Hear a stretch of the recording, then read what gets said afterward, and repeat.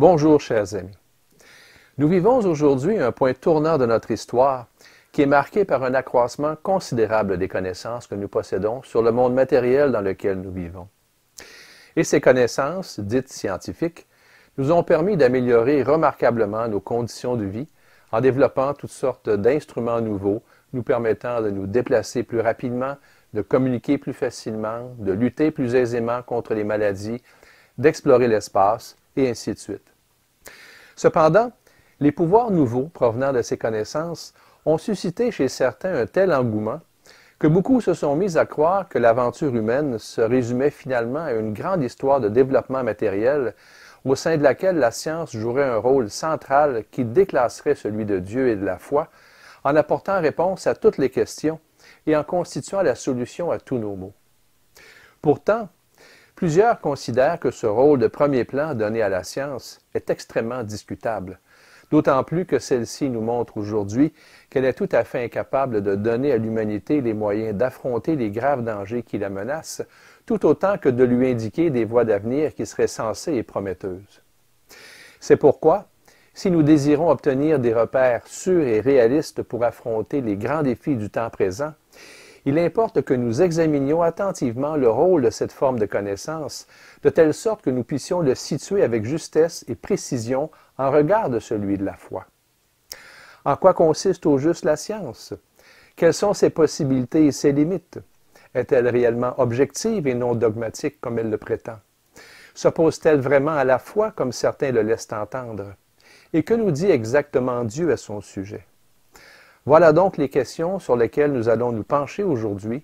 en nous inspirant plus particulièrement des écrits de la grande mystique contemporaine qu'est Maria Valtorta. Tout d'abord, le 22 août 1943, Jésus disait à Maria Valtorta au sujet de la science: « Et si le pouvoir de par lui-même produit des rebelles, la science, lorsqu'elle est uniquement humaine, corrompt, sans susciter la révolte, et entraîne à leur perte un nombre infini d'adeptes. Combien se perdent par l'orgueil de l'esprit, qui leur fait mépriser la foi, et tuer l'âme par l'orgueil qui sépare de Dieu. » Examinons donc de quelle manière se manifeste cette corruption dont nous parle Jésus, et cet orgueil de l'esprit qui tue l'âme. Globalement, la science constitue une forme de connaissance qui s'appuie sur une méthode axée sur l'utilisation rationnelle de données et de faits observables, mesurables, vérifiables et reproductibles. À l'aide de cette méthode, nous avons pu mettre à jour les lois merveilleuses qui règlent le fonctionnement de l'univers, et nous avons pu produire ainsi bon nombre de réalisations techniques qui ont permis à la science d'acquérir la crédibilité que beaucoup lui accordent aujourd'hui. Mais quelles leçons avons-nous tirées au juste de notre prise de conscience de l'existence de ces lois? À cela, Jésus répond justement dans ses confidences transmises à Monseigneur Ottavio Michelini. Ne savent-ils pas tous qu'il n'y a pas de loi sans législateur? Ne le savent-ils pas, les savants, athées ou non, qui, à travers l'étude des lois découvertes dans les dernières décennies, lois merveilleuses, régulatrices parfaites de toute la dynamique de l'univers entier, devraient être parvenus à comprendre que ces lois présupposent nécessairement une intelligence? Et ne savent-ils pas tous que l'intelligence qui les a créées ne peut être que l'intelligence de Dieu? Des sophismes tortueux n'ont pas manqué et ne manquent pas pour cacher la limpide vérité. Mais tout le produit de la folie humaine et satanique sera balayé comme un tas de poussière et il ne restera rien de ce que l'orgueil a contaminé. Même si cet état de fait est rarement mentionné, nous disposons donc effectivement aujourd'hui d'une multitude de données et d'observations scientifiques qui, si nous les considérons tant du point de vue de la logique que de la complexité fabuleuse qu'elles révèlent, soutiennent parfaitement l'idée d'une intelligence créatrice, de telle sorte qu'en vérité, il n'y a absolument aucune opposition réelle entre la science et la foi. La science a d'ailleurs toujours compté dans ses rangs de nombreux scientifiques croyants qui percevaient leurs travaux comme une façon d'admirer Dieu à travers l'observation de ses œuvres. Par conséquent, l'opposition qui est fréquemment affichée aujourd'hui entre la science et la foi ne provient pas d'une incompatibilité véritable entre ces deux réalités, mais d'une interprétation abusive à laquelle certains se sont livrés, des possibilités nouvelles offertes par la science pour propager des idées mensongères qui, d'une part, ne sont pas du tout scientifiques et d'autre part, sont extrêmement dommageables pour la progression spirituelle de l'humanité. Et c'est justement ici que se trouvent les sophismes tortueux dont nous parle Jésus dans la citation qui précède, sophismes qu'il importe de désamorcer si nous voulons situer avec justesse le rôle et la portée réelle de la science. Tout d'abord, la méthode scientifique est essentiellement un outil ou un instrument de connaissance. Et comme nous le savons, tout outil a ses limites.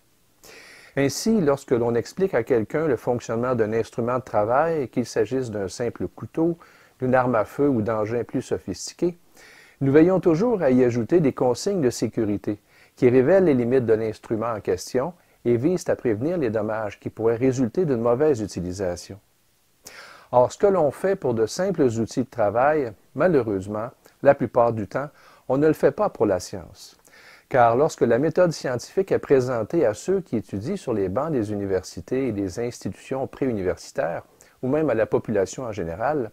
elle est souvent exposée d'une manière peu critique, comme s'il s'agissait de la source ultime de connaissances, celle qui, de par l'objectivité qu'elle prétend détenir, pourrait donner accès aux causes premières des phénomènes et à la vérité tout entière, ce qui est totalement faux.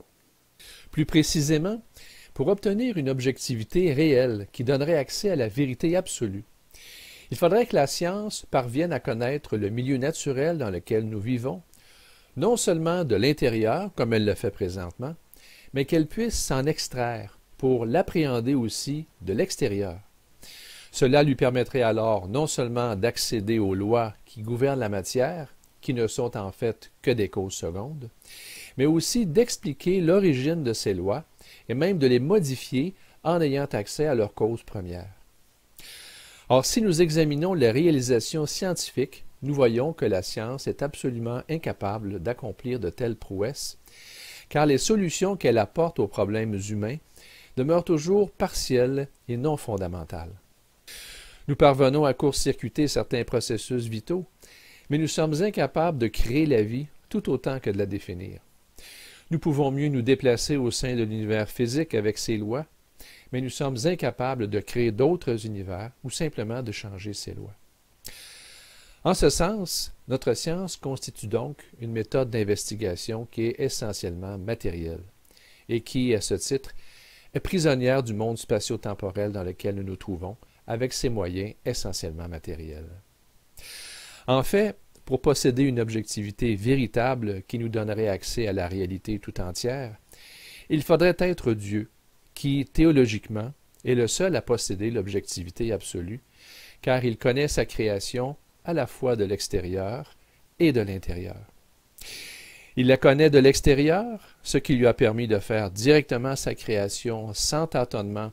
et sans procéder à des tests préalables, comme doivent le faire nos ingénieurs et nos scientifiques.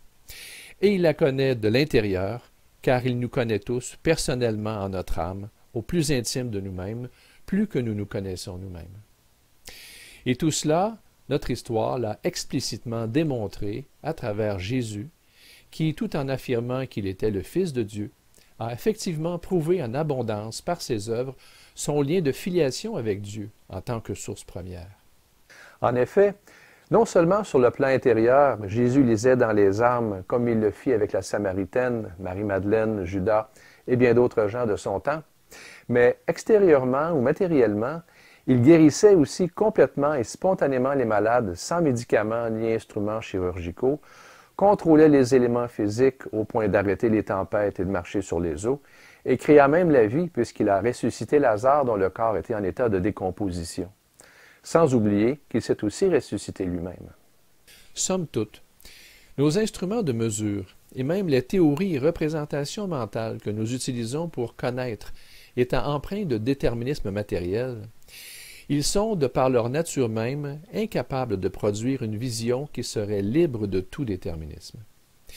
Et ces limites, nous le savons aujourd'hui, s'appliquent même au domaine fondamental de la physique, cette science dont nous croyions autrefois qu'elle avait accès à une objectivité réelle. C'est ce qui faisait dire à Heisenberg, pionnier de la physique quantique, ce que nous observons, ce n'est pas la nature elle-même, mais la nature exposée à notre méthode d'interrogation. Et c'est aussi pour cette raison que Bohr, cet autre fondateur de la physique quantique, affirmait avec lucidité: « C'est une erreur de croire que la tâche de la physique est de découvrir comment est la nature. La physique traite de ce que nous pouvons dire de la nature. » Autrement dit, dans ce domaine de la physique, tout comme dans celui des sciences humaines, les instruments de mesure influencent les phénomènes observés, de telle sorte que nous n'avons pas accès à la causalité première des choses et que nous ne pouvons que dire « quand je fais ceci, j'obtiens tel résultat, et quand je fais cela, j'obtiens tel autre résultat. » Ceci a d'ailleurs été démontré par les observations qui ont été faites sur la lumière, qui, tout en demeurant une dans sa nature, n'en affiche pas moins des propriétés qui varient, corpusculaires ou ondulatoires, selon la manière dont nous l'observons. Voilà pourquoi certains physiciens en sont arrivés à parler de l'existence d'un univers sous-jacent à notre réalité temporelle. Bernard d'Espagna qualifiait cet univers de réel voilé, et David Bohm l'évoquait sous la forme d'un ordre implicite qui réglerait les manifestations de l'ordre explicite régnant dans le monde dans lequel nous nous trouvons. Et cet univers, insaisissable par l'intellect ou par quelque moyen scientifique que ce soit, nous ne pourrions, selon ces physiciens, qu'en entrevoir, quoique très furtivement, l'essence, à travers certaines réalités, comme l'émotion musicale ou poétique que suscitent certaines œuvres lorsqu'elles touchent au sublime, et j'ajouterais même de mon côté, très certainement, par la vie contemplative. Somme toute, nous pourrions donc dire qu'en dépit de nos découvertes, notre science demeure malgré tout essentiellement procédurale. C'est-à-dire que, même si les lois matérielles qu'elle a mises à jour nous donnent des repères intéressants, nous permettant, un peu comme le font certaines recettes ou des techniques, d'obtenir certains résultats, en nous aidant par exemple à construire des ponts ou à lancer des fusées dans l'espace, elle ne nous permet en quelque sorte que d'enrichir le guide d'utilisation du monde matériel dans lequel nous nous trouvons, mais sans pour autant nous donner accès au réel, c'est-à-dire à la source première et fondamentale de toute chose, et par conséquent, sans nous permettre d'expliquer vraiment pourquoi les choses se passent comme elles se passent. Et ceci se situe tout à fait dans la logique des choses, puisque tout comme l'inférieur est incapable de cerner ce qui est lui supérieur, les moyens naturels dont nous disposons ne sont pas en mesure d'appréhender les moyens surnaturels qui sont à leur origine. Par conséquent, il découle de ceci que la fenêtre à travers laquelle la science nous permet d'observer la vie est extrêmement étroite et limitée, car, comme je l'explique dans mon livre et dans mes vidéos, la vie surnaturelle qui est en préparation au sein de la matrice naturelle dans laquelle nous vivons relève d'un ordre supérieur qui est infiniment plus riche et plus élevé que tout ce que peut nous montrer le créneau très restreint des éléments naturels qui peuvent être traités matériellement par la méthodologie scientifique. Par exemple, nous pourrions comparer la science à un microscope. Dès que vous posez vos yeux sur cet instrument, celui-ci vous permet d'observer un volet très intéressant de la vie matérielle, mais en même temps, il détourne votre regard de la sphère qui est certainement la plus vaste et la plus importante de votre vie. Si vous êtes conscient de cette limite de votre instrument et si vous savez en détacher votre regard d'une manière opportune, vous n'en éprouverez pas d'inconvénient. Mais si vous considérez la science comme la seule source de connaissances valable, comme cet homme qui se concentre tellement sur son microscope qu'il pourrait facilement se faire écraser par un train, vous risquez alors de rater des éléments particulièrement cruciaux de votre existence. C'est pourquoi, si nous élevons un culte à la science sans tenir compte de ses limites, et si nous enfermons notre intellect dans l'angle extrêmement restreint qu'elle nous offre, nous allons immanquablement obscurcir notre intelligence et rendre plus étroite notre perception des choses. C'est d'ailleurs ce genre d'étroitesse de perspective que nous percevons intuitivement chez ceux qui ne jurent que par la science et que nous entendons fréquemment objecter en disant « ceci n'est pas prouvé scientifiquement », alors que, pour bien des questions, comme celle du sens de l'existence, de la sagesse, de l'amour véritable ou de la connaissance de Dieu, ce savoir qu'il magnifie est totalement inefficace. Il ne s'agit donc pas de discréditer globalement ou aveuglément la science, mais de lui donner le rôle juste qui lui convient et qui n'outrepasse pas ses compétences. C'est d'ailleurs ce que Jésus explique ici à Maria Valtorta. Je ne condamne pas la science. Je suis même heureux que l'être humain approfondisse par son savoir les connaissances qu'il a accumulées, pour pouvoir me comprendre et m'admirer toujours davantage dans mes œuvres. Je vous ai donné l'intelligence pour cela. Mais vous devez vous en servir pour voir Dieu, dans la loi de l'astre, dans la formation de la fleur, dans la conception de l'être, et non vous servir de l'intelligence pour violenter la vie ou nier le Créateur. Cependant, il y a malheureusement des gens qui n'aiment pas la position de subordination dans laquelle les place les phénomènes qui échappent à l'emprise de la science, en témoignant de l'existence de Dieu ou d'une intelligence supérieure. Mus par l'esprit d'orgueil qui incitait Adam et Ève à vouloir se faire Dieu en marge de Dieu lui-même et qui provoqua la rupture évoquée dans la Genèse, ils réitèrent donc en quelque sorte cette rupture par leur attitude. C'est pourquoi nous avons pu observer au cours des derniers siècles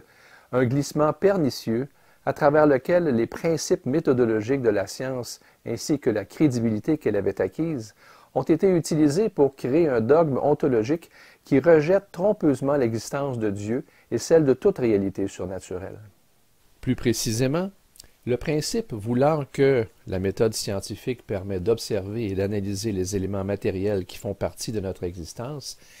est devenu pour certains l'idée erronée que n'est valable et réel que ce que nous pouvons observer et analyser avec la méthode scientifique.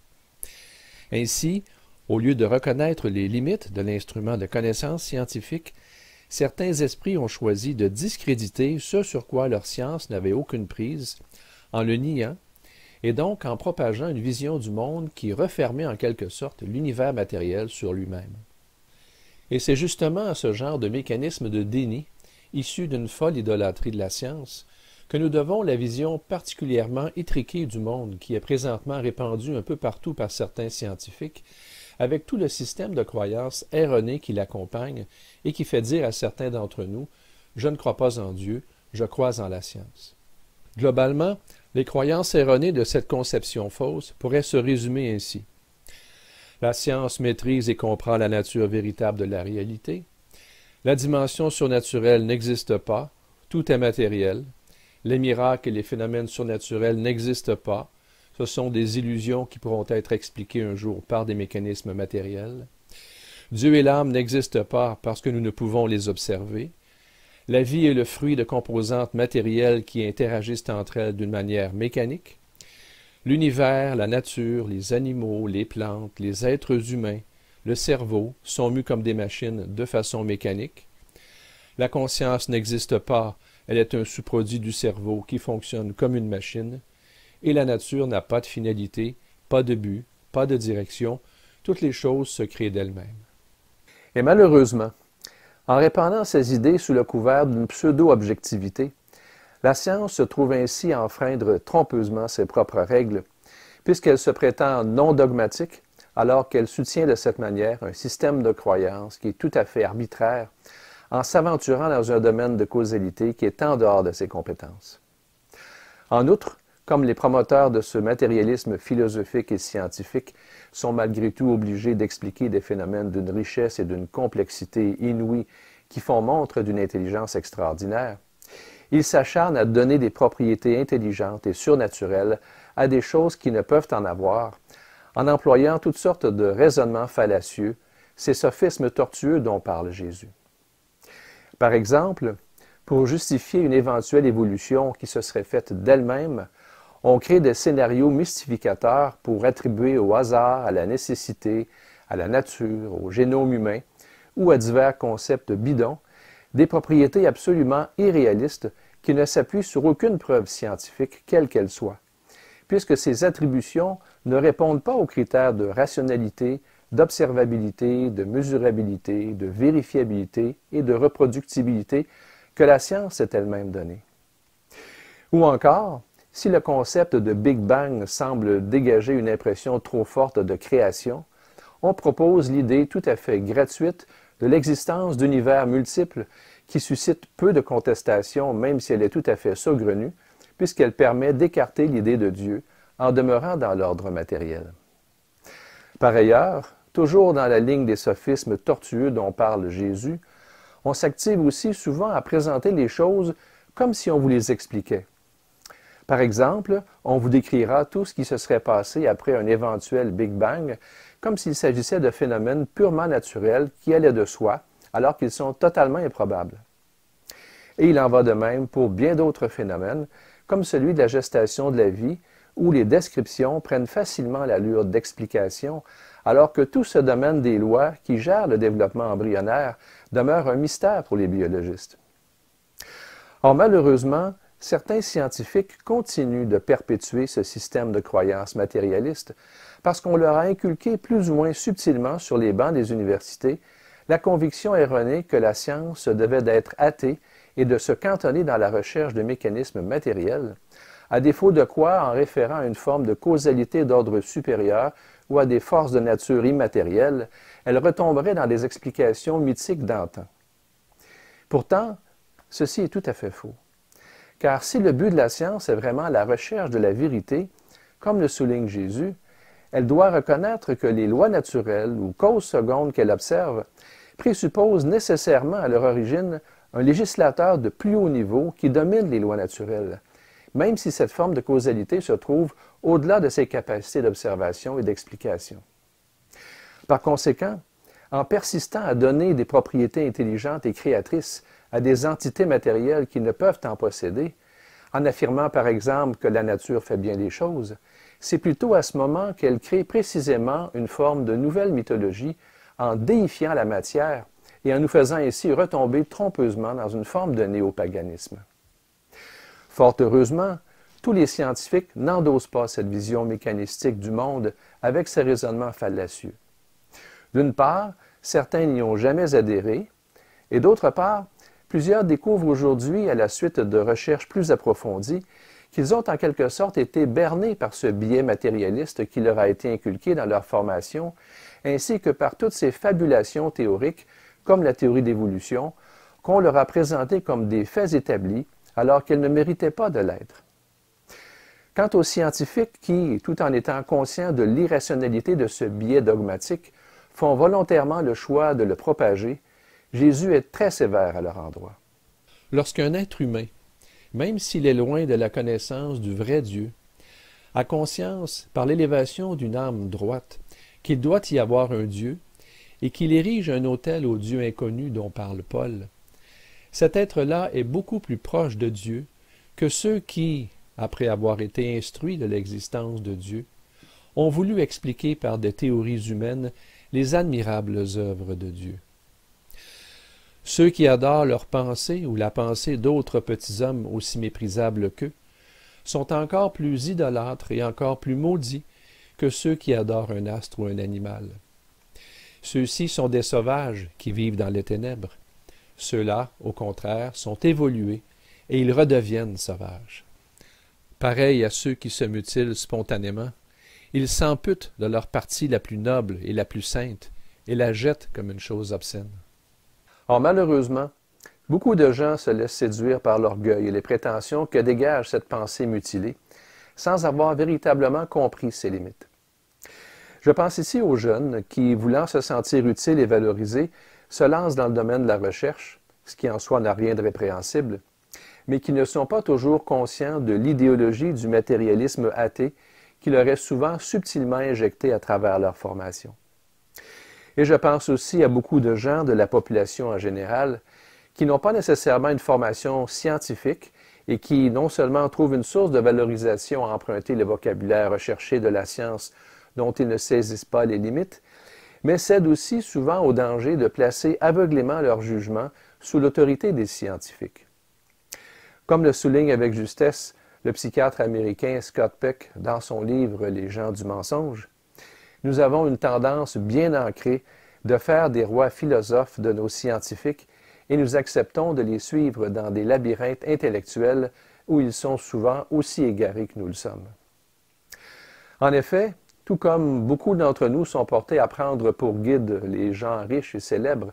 comme si leur réussite matérielle, souvent purement conjoncturelle, était un gage de la justesse de leur jugement, beaucoup sont aussi portés à prendre pour guide les chercheurs qui semblent riches en savoir matériel, même si, à l'image de leur siècle, Ceux-ci sont souvent malheureusement pauvres en savoir surnaturel, ce domaine de compétence dans lequel excellent les saints et les fervents chercheurs de Dieu. Ainsi, il y a quelques années, un physicien célèbre déclarait que nous ne survivrions pas 1000 ans de plus si nous ne nous échappions pas de notre fragile planète. Voyant dans l'exploration spatiale la solution au problème de notre survie, alors qu'il est tout de même étrange que nous puissions envisager sérieusement de survivre en nous enfuyant sur une planète étrangère, susceptible de nous être plus hostile, si nous nous sommes montrés incapables de vivre sur un astre adapté à la vie et débordant de richesses comme la Terre. D'un autre côté, un autre physicien connu, qui envisageait la possibilité de rencontrer un jour des êtres extraterrestres, affirmait qu'il s'empresserait alors de leur demander comment ils s'y prennent pour gérer les ressources de leur planète. Et pourtant, après avoir été visités par Jésus, qui nous a montré très concrètement qu'il était infiniment plus qu'un extraterrestre, nous semblons n'avoir rien retenu de son savoir et de ses enseignements spirituels qui nous ont été donnés justement pour que nous sachions comment bien utiliser notre milieu de vie naturel afin qu'il nous prépare à la vie surnaturelle. Évidemment, certaines interventions semblent parfois faire montre d'une certaine réflexion plus approfondie, mais elles demeurent cependant le plus souvent sur un plan strictement horizontal, comme celle d'un penseur très connu qui envisageait la nécessité de créer des centres de solidarité dans son pays, mais sans être en mesure d'indiquer la source qui pourrait générer réellement la solidarité recherchée. Somme toute, même si ceux qui représentent cette idole qu'est la science sont dotés d'une intelligence opératoire qui leur permet de faire des calculs ou des réflexions complexes,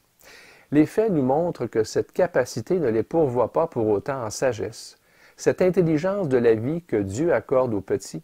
c'est-à-dire à ceux qui ne misent pas sur la puissance de leur intellect ou sur la somme de leurs connaissances pour mener leur vie, mais qui ont l'âme simple et pure d'un enfant.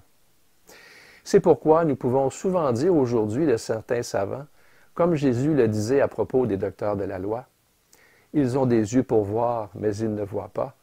et des oreilles pour entendre, mais ils n'entendent pas. » Et encore aujourd'hui, Jésus dit aux savants, « Regardez les choses de Dieu,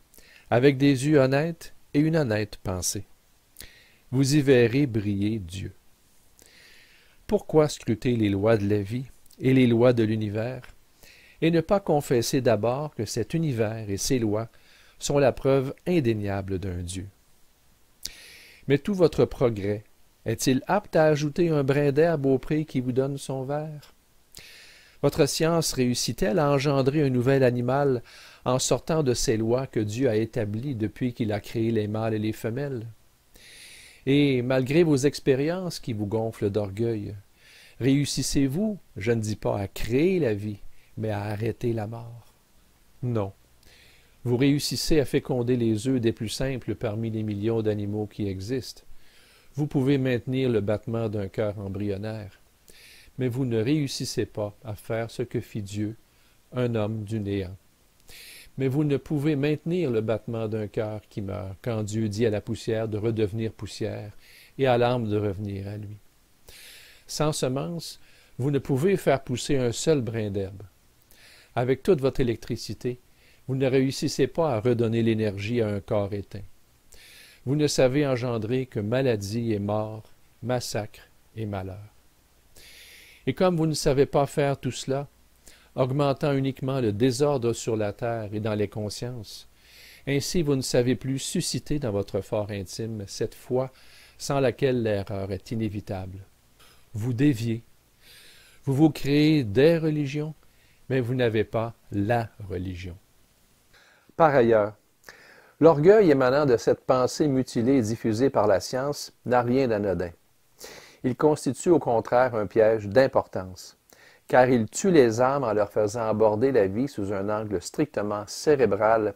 qui est si pauvre et si erroné qu'il entrave la relation que Dieu désire établir avec nous en tant qu'être personnel. Plus précisément, toute la vie naturelle qui meuble la matrice de notre univers avait été créée pour nous communiquer toute la beauté, l'harmonie, et je dirais même encore plus, l'amour dont Dieu l'avait imprégné. En effet, si vous aimez, et je ne verse pas ici dans un sentimentalisme bas de gamme, L'amour qui est en vous vous ouvrira les portes d'un savoir d'une autre nature qui est infiniment plus riche et plus élevé que quelque connaissance scientifique que ce soit. Car il émane des richesses de la création, des flots et des flots d'enseignements pleins de sagesse qui sont là justement pour nourrir notre âme, mais qui demeurent fermés au savoir scientifique actuel. Par conséquent, comme les promoteurs du matérialisme scientifique s'acharnent à ne présenter tous les éléments de la création que sous un angle strictement mécanique, froid et impersonnel, ils détournent les âmes de toute la vie relationnelle extrêmement riche et empreinte d'amour que Dieu avait justement prévu d'établir avec elles par l'intermédiaire de sa création.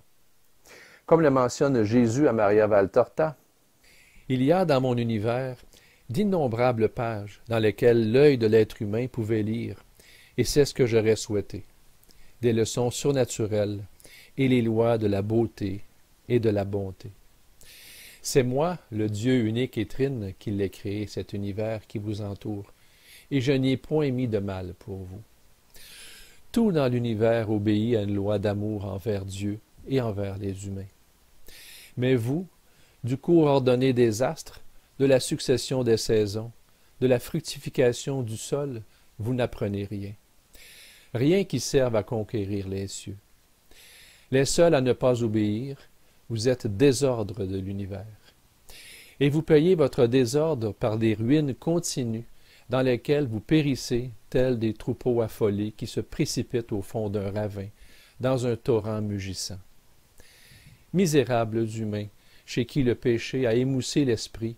au point qu'il ne peut plus comprendre l'harmonie des choses universelles, lesquelles chantent les louanges du Dieu créateur et parlent de lui et lui obéissent avec un amour que je cherche en vain chez les humains. Par conséquent, si la science peut prendre toutes sortes de mesures très précises qui démontrent la dégradation de notre milieu de vie et notre déclin, elle ne dispose pas de la sagesse dont nous avons besoin pour les surmonter. Car qu'est-ce que la science, sans la sagesse que Dieu seul peut nous donner, si ce n'est que de la paille, une paille qui nous gonfle d'orgueil, mais ne nous nourrit pas. Et comme l'orgueil a la propriété d'enivrer l'ego, qu'il soit individuel ou collectif, notre science dénuée de sagesse n'est parvenue jusqu'à maintenant qu'à faire errer l'humanité en tous sens, tel un être aviné qui ne sait pas ce qu'il fait ni où il va. Somme toute, nous sommes passés au cours des derniers siècles d'une compréhension intuitive des phénomènes naturels, qui nous les faisait expliquer en référant directement à Dieu en tant que cause première et à leur finalité surnaturelle, à une compréhension fonctionnelle, axée sur les connaissances que nous avons acquises sur les lois naturelles régissant notre milieu de vie. Cependant, même si cette dernière forme de compréhension a pu donner à certains l'impression qu'elle était suffisante et définitive, elle n'en demeurait pas moins incomplète, car ne portant que sur les causes secondes, elle restait totalement muette sur la cause première des lois observées. Et cette lacune a malheureusement contribué à la production de toutes sortes d'hérésies intellectuelles qui niaient l'existence de Dieu, telles que l'évolutionnisme, le transhumanisme, la théorie du genre ou celle des univers multiples, tout en propageant à tort une approche strictement matérielle des problèmes humains, qu'ils soient liés à la santé physique, la santé mentale, la protection de l'environnement, la régulation de l'économie ou autres. Certes, les membres de l'Église auraient pu contribuer à combler cette lacune en faisant ressortir les limites des explications produites, ainsi que la valeur intemporelle et immuable du message évangélique, qui est d'ailleurs confirmé par plusieurs données scientifiques, même si celles-ci sont tenues pour l'instant dans l'ombre. Mais beaucoup de gens d'Église se sont déplorablement laissés séduire par toutes ces théories fallacieuses. Comme le disait encore Jésus à Monseigneur Michelini en parlant de la science, « Ce qui paraît étrange, c'est le fait que cette action d'infléchir à tout prix la vérité pour la remplacer par de sottes théories, telles celles de l'évolution, ont trouvé un accueil muet, un consentement tacite dans les milieux de mon Église, qui, au contraire, aurait dû s'insurger contre cette infâme tentative de contrefaçon de la vérité. Et en donnant ainsi priorité à ces pauvres conceptions humaines, volatiles et mensongères, beaucoup de prêtres, théologiens et autres, ont malheureusement accepté d'altérer les vérités de la foi révélée, allant même jusqu'à transformer pernicieusement l'enseignement de l'Évangile et l'interprétation des Écritures en un étalage de sciences et de considérations humaines qui ne nourrit plus les âmes, mais contribue au contraire à accroître la grave crise de la foi qui règne présentement dans le monde et dans l'Église. Cependant, nous cheminons présentement vers une autre étape qui, en nous purifiant par l'épreuve, nous fera prendre conscience des limites de la science, ainsi que de celles des conceptions mécanistiques erronées qu'elle nous a transmises. En abandonnant ces idées mensongères, nous accéderons alors à une compréhension spirituelle de la vie et de l'univers, de telle sorte que les lois naturelles que nous avons découvertes s'inscriront désormais pour nous d'une manière explicite et sensée à l'intérieur du plan divin de la création. Tout ceci en tenant compte de la dimension immatérielle et des finalités surnaturelles de notre existence. Alors, au lieu de limiter notre compréhension des éléments de la création à leur forme brute, comme nous le faisons présentement, et de retomber ainsi, comme le dit Jésus, dans la sauvagerie, nous saisirons à la lumière des Écritures à quel point les lois de la création sont riches de sens et dans quelle mesure elles constituent des reflets tangibles de la vie divine. Un peu comme un adolescent qui, en découvrant les mécanismes physiologiques de la reproduction, ne se bornerait pas à percevoir l'union de l'homme et de la femme comme un bête phénomène matériel de copulation physique, mais réfléchirait en profondeur sur le fait peu banal que la conception d'une vie nouvelle soit intimement liée à l'amour unissant deux êtres. Et cette vision porteuse de sens, qui conciliera la science et la foi, sera extrêmement bénéfique à tous les points de vue. D'une part, elle contribuera à l'unification des sciences qui est recherchée depuis si longtemps, et lorsque les différentes sciences telles que la physique, la biologie, la psychologie, la médecine, la sociologie, l'anthropologie, la paléontologie et bien d'autres s'appuieront ainsi sur cette vision unifiée, signifiante et cohérente qui donnera à la vie spirituelle et à la dimension surnaturelle la place qui leur revient, la revitalisation qui en résultera leur fera produire des conceptions plus vraisemblables, plus complètes, plus riches et plus conformes à ce que représente vraiment la réalité de la vie en tant que création divine. Mais surtout, d'autre part, lorsque la compréhension spirituelle propre à cette étape sera atteinte, elle favorisera l'harmonie intérieure des personnes, car celles-ci ne percevront plus les messages provenant de leur intelligence, de leur cœur et de leur âme comme étant contradictoires. De plus, elle sera source de paix pour l'ensemble de l'humanité, car à travers elle, la diversité des aspirations individuelles et collectives n'apparaîtra plus comme une cause de divergence et de conflit, mais comme une manifestation incontestable de la libre richesse de la vie divine. Enfin, cette forme de compréhension nous permettra aussi de saisir pleinement que Dieu, en tant qu'auteur de la création qui connaît parfaitement son œuvre, est le seul à pouvoir nous guider vers l'atteinte du but auquel nous sommes destinés. Et cette humble reconnaissance nous aidera non seulement à nous élever vers Dieu en nous inspirant des trésors de sagesse contenus dans ses œuvres, mais elle nous fera aussi redécouvrir tous les bienfaits émanant de sa divine volonté que nous chercherons désormais sans cesse à accomplir. En terminant, je vous rappelle que si vous voulez aller plus loin dans votre compréhension en vous procurant le livre « Les lois de l'univers divin », il vous suffit de cliquer sur le lien dans la description ci-dessous. De plus, si vous désirez être informé de la sortie de mes prochaines vidéos, il vous suffit de vous abonner en cliquant à l'endroit approprié ci-dessous, ainsi que sur la petite cloche qui vous permet de recevoir des notifications pour chaque vidéo mise en ligne. Et sur ce, je demande à Dieu de vous inspirer dans vos réflexions en vous disant à bientôt.